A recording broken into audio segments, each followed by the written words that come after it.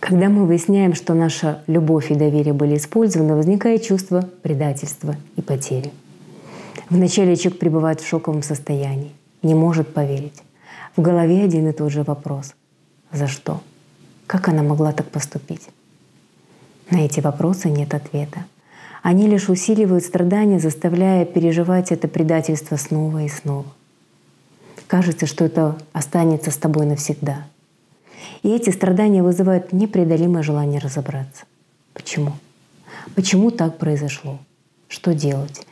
Ведь где-то глубоко внутри что-то нам подсказывает: так не должно быть. Разумеется, этого не должно было случиться, но случилось. И начинается все, казалось бы, с безобидных ситуаций, когда муж ждет жену с работы, надеясь на внимание, заботу и душевный разговор. Жена приходит уставшая и хочет побыть одна. Муж обижается и чувствует себя неценным и неважным. Возможно, как в детстве, когда взрослым, особенно маме, было не до него. Естественно, он пытается достучаться до жены всеми возможными способами. Вначале по-хорошему. Пытается угодить и позаботиться, чтобы просто поговорить. Но если это когда-то и срабатывало, то от силы пару раз.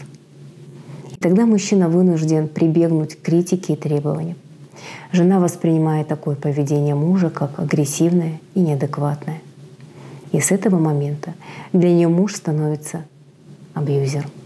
Возможно, таким же, как ее отец или отчим, который требовал и упрекал. И вот в таких ситуациях очень многие женщины автоматически каменеют, впадают в ступор, эмоционально отстраняются и закрываются. Потому что тогда, в детстве, это был ее единственный способ избежать неприятный разговор. И многие женщины думают, что проблема в муже. Но это не так. Ведь она общается не с мужем, а как бы сама с собой в своей голове.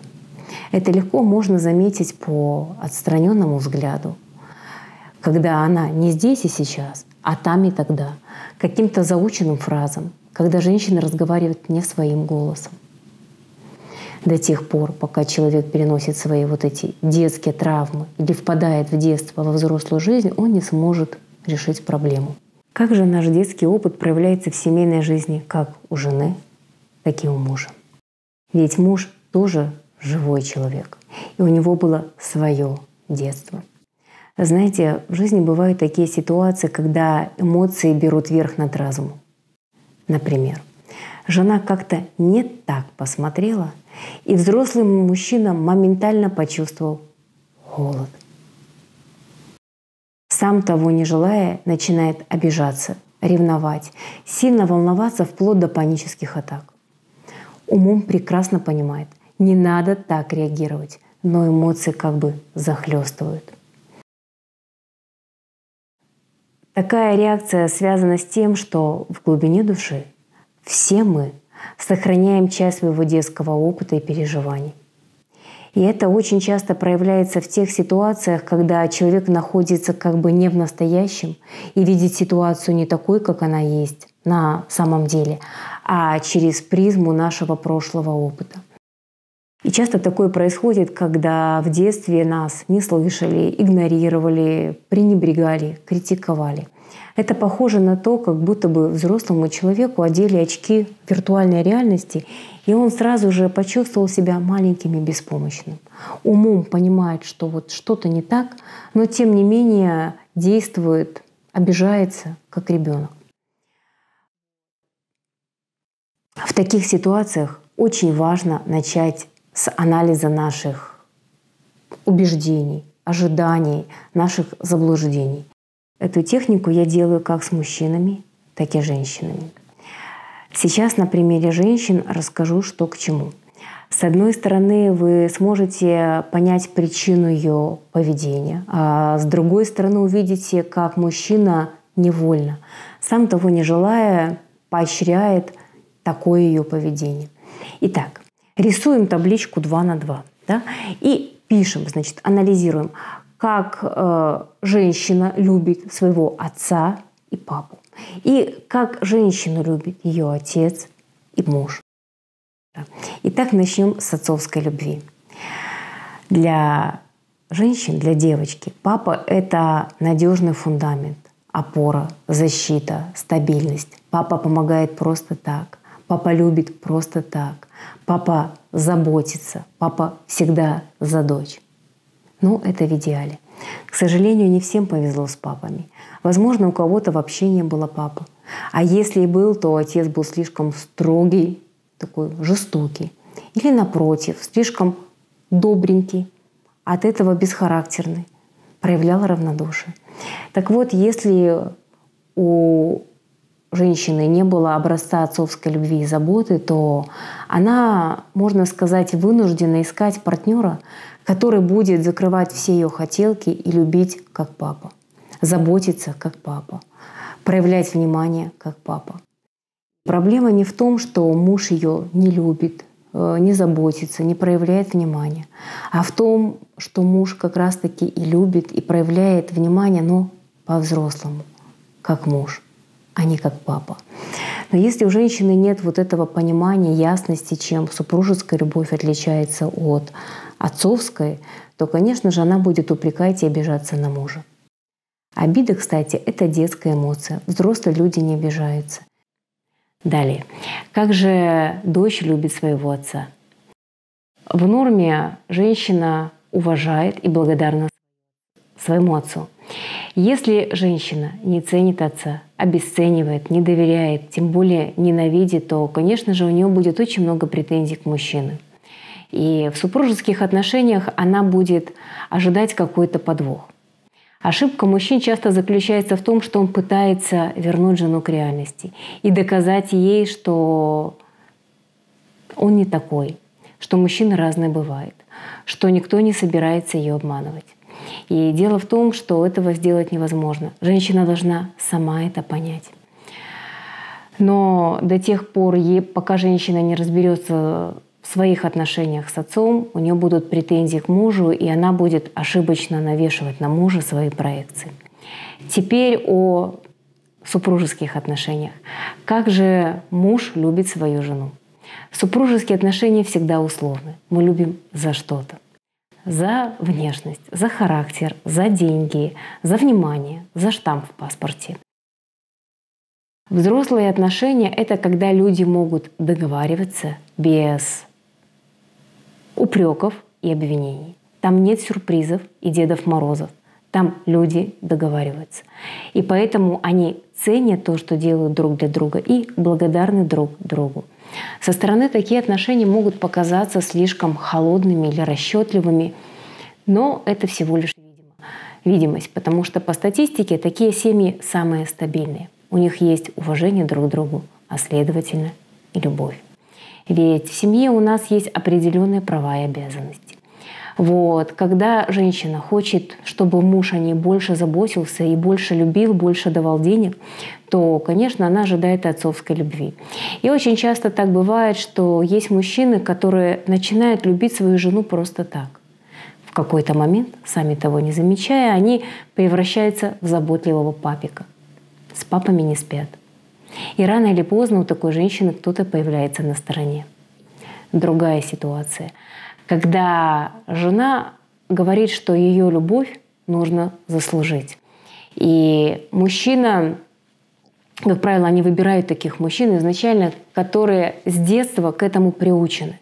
Они всегда с детства кому-то должны были что-то. Как правило, своей маме. Заслужить любовь мамы.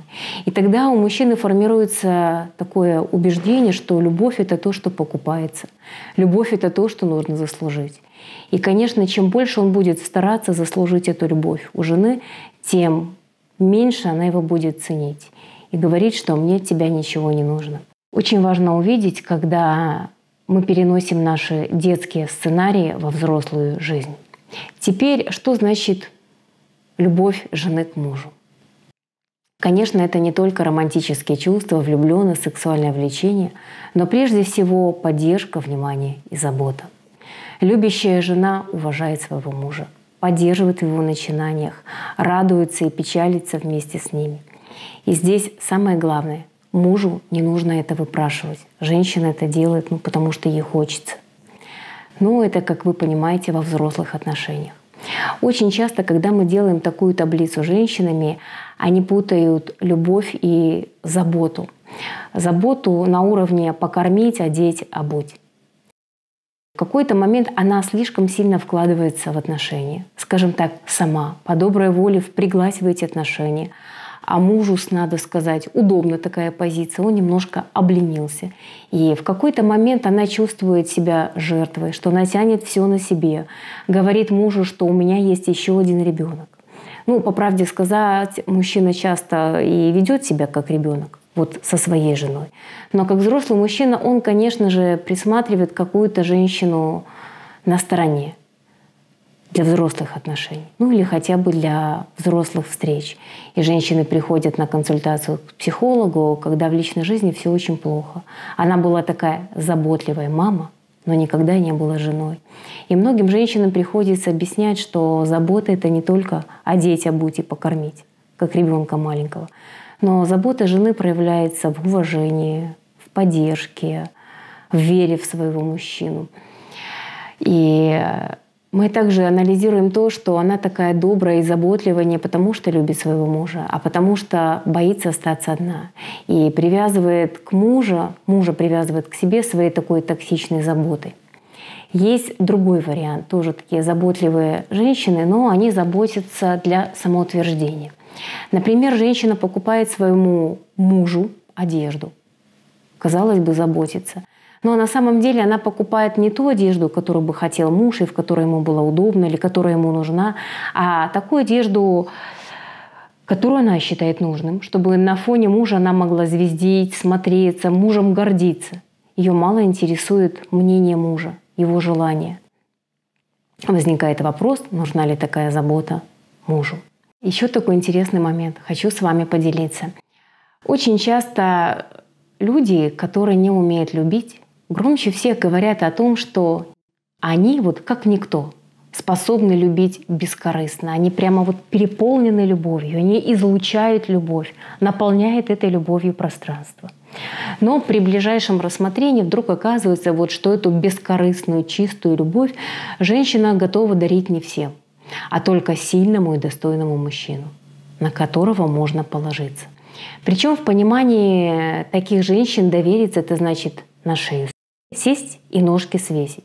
Мужчина, который будет закрывать все ее хотелки. Опять же, да, это про отцовскую любовь. Ведь довериться — это не про то, что ты можешь положиться на человека. Положиться — да, но это не пункт номер один.